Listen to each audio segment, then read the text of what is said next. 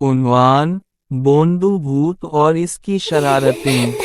गांव के किनारे एक पुराना, सुनसान हवेली था जिसके बारे में मशहूर था कि वहां एक भूत रहता है। बच्चे इस हवेली के करीब जाने से डरते थे, मगर रफीक, मन्नी और काशी बड़े बहादुर बच्चे थे। एक दिन इन्होंने फैसला किया कि वो रात को हवेली में जाकर देखेंगे कि वहाँ भूत वाकई है या बस एक कहानी है। रात के वक्त जब चांद आसमान पर चमक रहा था, तीनों दोस्त चुपके से हवेली के अंदर गए। वहाँ हर तरफ धूल थी, जाले थे, और हल्की हल्की हवा की सरसराहट सुनाई दे रही थी। अचानक एक कुर्सी खुद बखुद हिलने लगी। तीनों के दिल जोर जोर से धड़कने लगे। हा, तुम लोग डर गए। अचानक एक आवाज आई। बच्चों ने देखा कि एक गोल मिटूल भूत, जिसका नाम बोंदू था, उनके सामने खड़ा हंस रहा था। लेकिन ये भूत आम भूतों जैसा नहीं था। ये ना किसी को डराता था, ना ही किसी को नुकसान पहुंचाता था, बल्कि इसे शरारतें करना पसंद था।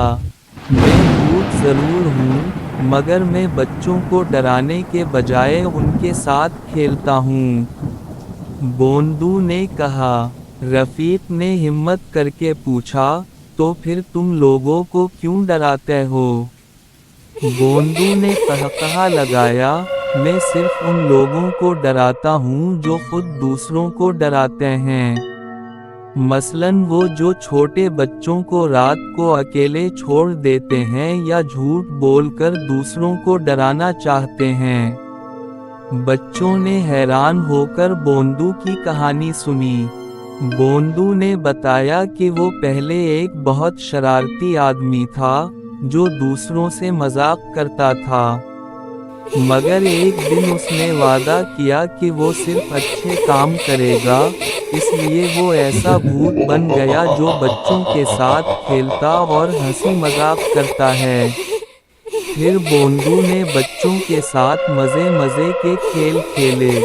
वो हवा में तैरने लगा, दीवारों के पार जाने लगा और एक जादुई गेंद निकाली जो खुद बखुद उछलती थी। बच्चे हैरत से तालियां बजाने लगे।